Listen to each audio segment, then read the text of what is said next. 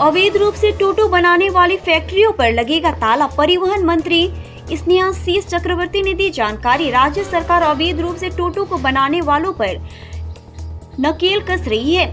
राज्य सरकार ने अवैध रूप से टोटो गाड़ियों को बनाने वालों पर कानूनी कार्रवाई करने और फैक्ट्री पर ताला लगाने का आदेश दिया है। यह जानकारी परिवहन मंत्री स्नेहाशीष चक्रवर्ती ने गुरुवार को दी है। उन्होंने जलपाईगुड़ी में उत्तर बंगाल के विभिन्न जिलों के परिवहन विभाग के अधिकारियों के साथ बैठक की। उन्होंने कहा कि राज्य के नगर पालिकाओं के अधिकारियों को टोटो चालकों पर सख्ती बरतने का निर्देश दिया गया है। अवैध रूप से गाड़ी चलाने वालों की विरोध पुलिस प्रशासन और जिला परिवहन विभाग के अधिकारियों को इस संबंध में कदम उठाने का आदेश दिया है। उन्होंने कहा कि टोटो खरीदने और चलाने वाले ज्यादातर गरीब लोग हैं, इसीलिए टोटो का परिचालन बंद करने का सरकार का कोई विचार नहीं है, बल्कि राज्य नगर पालिकाओं को टोटो चालकों के बीच अनुशासन लागू करने के लिए सख्त होने का आदेश दिया गया है।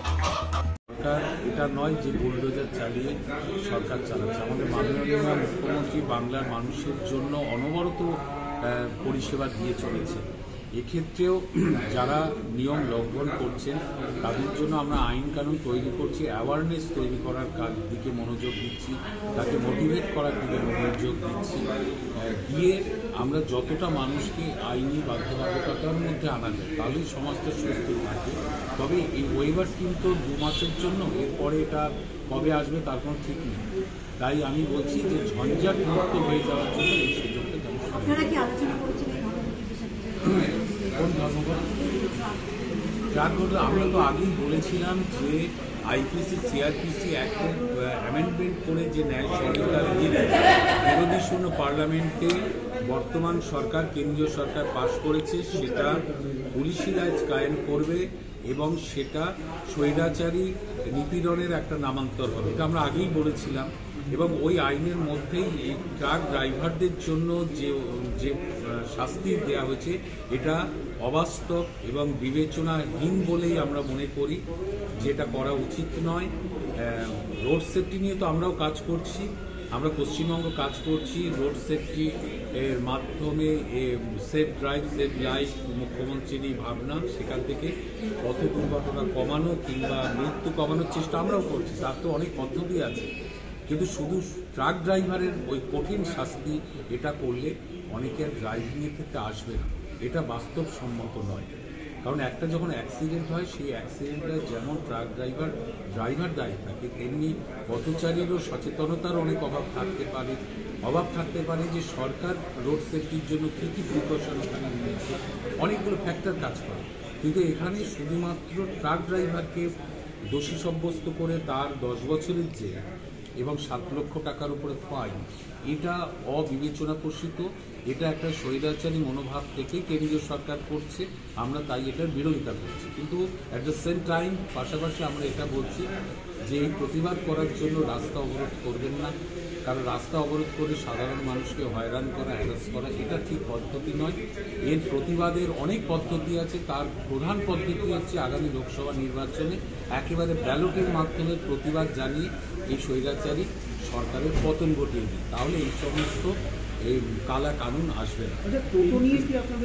হুইলার ওঠা এটা কোর্ট দ্বারা নিষিদ্ধ আছে, এটা রোড সেফটি নিষিদ্ধ, কোর্ট দ্বারা নিষিদ্ধ আছে যে ন্যাশনাল হাইওয়েতে 3 হুইলার উঠবে না। এবং এটার জন্য আমরা এনফোর্সমেন্ট বা পুলিশ প্রশাসন, তো ট্রাফিকটা পুলিশ প্রশাসন দেখে, একটা পরিবহন দেখে না, তারা নিয়মিত রেড চালিয়ে যাতে এই 3 হুইলার না ওঠে চেষ্টা করে। কিন্তু অনেক সময় আবার শুনি কাউকে ধরলে আবার এটা নিয়ে আবার বিক্ষোভ হয়, এটা হয় সেটা হয়। ফলে বিষয়টা দাঁড়াচ্ছে সচেতন কিন্তু সবাইকে হতে হবে। শুধু সরকার স্ট্রিং রোড চালিয়ে কোনো আইনকে বলবৎ করতে পারবে না যদি না সাধারণ মানুষও সেটাকে অ্যাকসেপ্ট করে, বুঝতে সবাইকে হবে। আমরা সেই মোটিভেশনের কাজটা করতে পারি, তবে কোনো জায়গায় করা তো সরকার থাকবে। দেখুন, বিষয়টা হচ্ছে যে আমাদের রোড সেফটির ক্ষেত্রে, পথ দুর্ঘটনার ক্ষেত্রে আপনারা নিশ্চয়ই সম্প্রতি সেন্ট্রাল গভর্নমেন্টের একটা তথ্য আপনারা সকলেই জানেন যে প্রথম সারির দুর্ঘটনা প্রবণ রাজ্যগুলোর 10টার মধ্যেও পশ্চিমবঙ্গ নেই, 10-এর কমই আছে। অর্থাৎ অন্যান্য অনেক রাজ্যেই পথ দুর্ঘটনায় এগিয়ে রয়েছে। ফলে আমরা পথ দুর্ঘটনা নিয়ে যাতে কমানোর জন্য আমরা কাজ করে চলেছি। সারা রাজ্য জুড়ে যেগুলো ব্ল্যাক স্পট আছে সেই স্পটগুলোকে আমরা চিহ্নিত করেছি। আমরা অ্যাওয়ারনেস বাড়ানোর জন্য স্কুল কলেজকে যুক্ত করছি এবং ড্রাইভাররা যাতে স্বাস্থ্য পরীক্ষা, চোখ পরীক্ষা এগুলোর দিকে আমরা নজর দিচ্ছি এবং আমরা একটা ইলেকট্রনিক সার্ভিলেন্স আনা যায় কিনা একটা ভাবনা চিন্তা করছি, কারণ এটা ব্যয় সাপেক্ষ।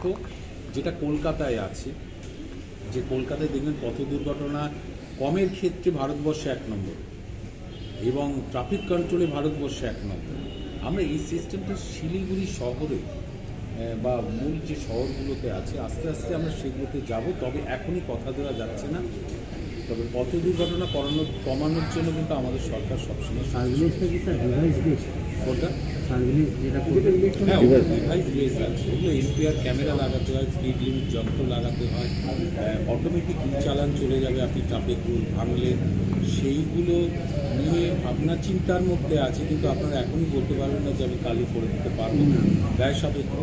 আমরা এভাবে স্মার্ট হয়ে উঠবে পরিবহন ব্যবস্থা, এটা নিশ্চিতভাবে বলতে পারি।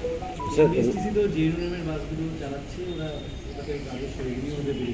বাসগুলো সবই এখন দেখুন, বয়স বাড়লে তো বাস গাড়ি এগুলোতেও একটা নির্দিষ্ট বয়স আছে। বয়স বাড়লে সেটা অকেজো হয়ে গেলে আমরা স্ক্র্যাপ করে দেবো, এটা নিয়ে কোনো সন্দেহ নেই।